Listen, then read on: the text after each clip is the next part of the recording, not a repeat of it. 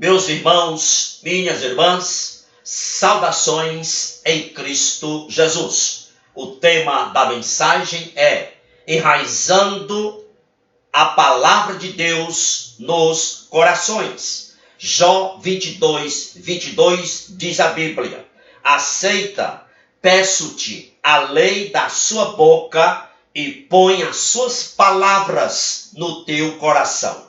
Meus amados, a Bíblia é a única fonte da revelação divina. Nela encontramos informes preciosos sobre Deus, sobre os seus atributos, sobre os preceitos de sua soberana vontade, sobre o plano salvífico para o homem perdido. A Bíblia não é um livro frio, não é letra morta. A Bíblia é o instrumento do Espírito Santo para a regeneração do homem perdido e para a santificação do salvo. Salmo 119 e 105 diz que a Bíblia é luz para o caminho e lâmpada para os pés. Jeremias 23:29 diz que a Bíblia é como o martelo que estilhaça a penha. Em Efésios 6:10 diz que a Bíblia é a espada do Espírito. Hebreus 4:12 diz que a Bíblia sonda as profundezas mais profundas do íntimo humano. Em Romanos 1:16 afirma que a Bíblia é o poder de Deus. Portanto, a Bíblia é luz, é lâmpada, é martelo, é espada, é poder.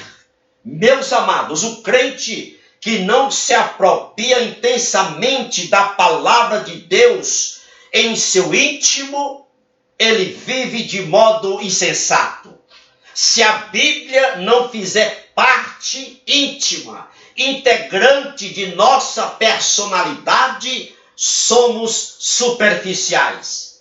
Se as mensagens de santificação da Bíblia não forem por nós acatadas e vividas, seremos os mais infelizes homens da face da terra. O crente, o salvo, precisa aplicar a si, a sua vida, as exortações da palavra de Deus. A palavra de Deus deve passar das linhas impressas do seu volume e ser inserida, colocada, posta no coração nosso. Moisés, após haver pronunciado o cântico, ao concluir a jornada do deserto, Moisés, proclamou perante o povo, dizendo: aplica o coração a todas as palavras que hoje testifico entre vós, para que ordeneis a vossos filhos que cuidem de cumprir todas as palavras desta lei. Deuteronômio 32:46. Jó 22:22 diz: põe as suas palavras no teu coração. Lucas 2:19 diz: Maria guardava todas essas coisas, conferindo-as no seu coração. Daniel 7:28 diz: mas guardei essas coisas no meu coração. Salmos 119:11 diz: escondi a tua palavra no meu coração, para não pecar contra ti. Portanto, Moisés, Daniel, Maria compreenderam perfeitamente a necessidade intransferível de que cada um de nós temos que abrigar no nosso íntimo a palavra de Deus. Temos que enraizar profundamente na nossa personalidade a palavra de Deus. Paulo, por entender essa necessidade, ele diz: habite ricamente em vós a palavra de Cristo. Colossenses 3:16. A parábola do semeador, narrada em Lucas, capítulo 8, 4 a 15, fala da semente que é a palavra de Deus. E a semente que dá fruto é aquela que cai em boa terra. Ou seja, é aquela que cai no coração que retém a palavra de Deus. É aquela que cai no coração onde a palavra de Deus pode fincar raízes e firmar-se. O coroamento da parábola do semeador é que a palavra de Deus enraizada nos corações, nos nossos corações, produzirá grande safra de frutos na nossa vida.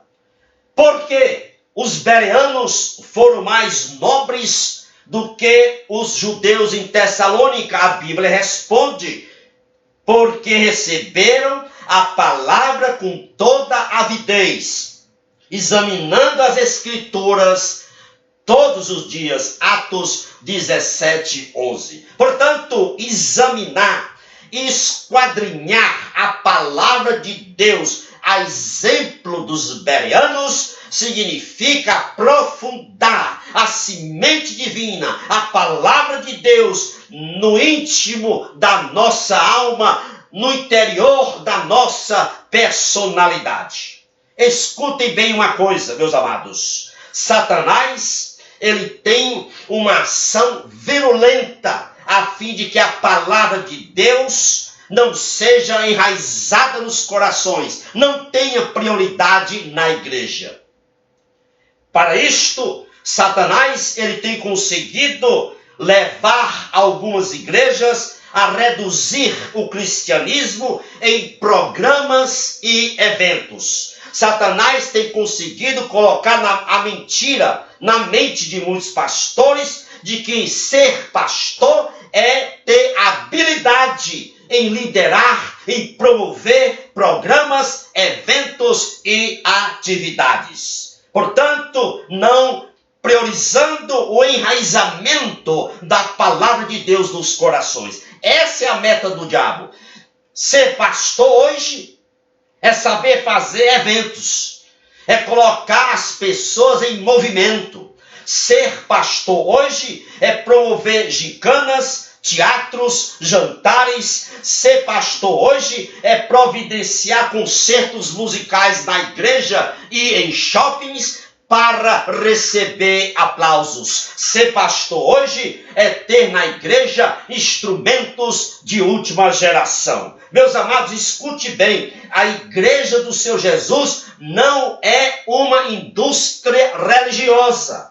A única mensagem, a única maneira de pastorear uma igreja é enraizar a palavra de Deus nos corações. Assim como não é possível a formação de engenheiros sem matemática e física, assim também não é possível a formação de discípulos de Cristo sem o enraizamento da palavra de Deus nos corações. Quando a palavra de Deus é enraizada nos corações, nas profundezas do nosso coração, nós não somos levados por ventos de doutrinas. Satanás, ele não quer o enraizamento da palavra de Deus nos corações.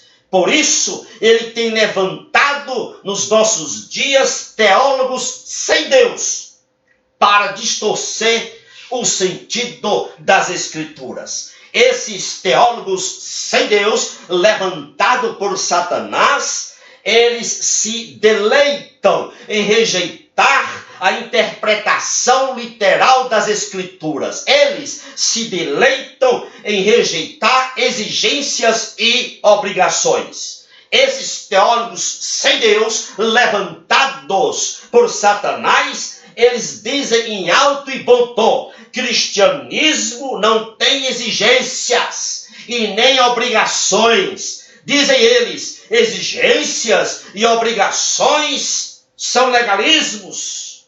Meus amados, escute bem. Exigências e obrigações sob a graça de Deus não são errôneas. Exigências e obrigações fazem parte integral do cristianismo bíblico. Leia as epístolas. As epístolas do Novo Testamento estão repletas, estão cheias de exigências e obrigações que os crentes devem observar e cumprir. Elas, as epístolas paulinas, estão carregadas e cheias de admoestações contra a desobediência. Meus amados, a graça de Deus não nos permite viver como nós desejamos.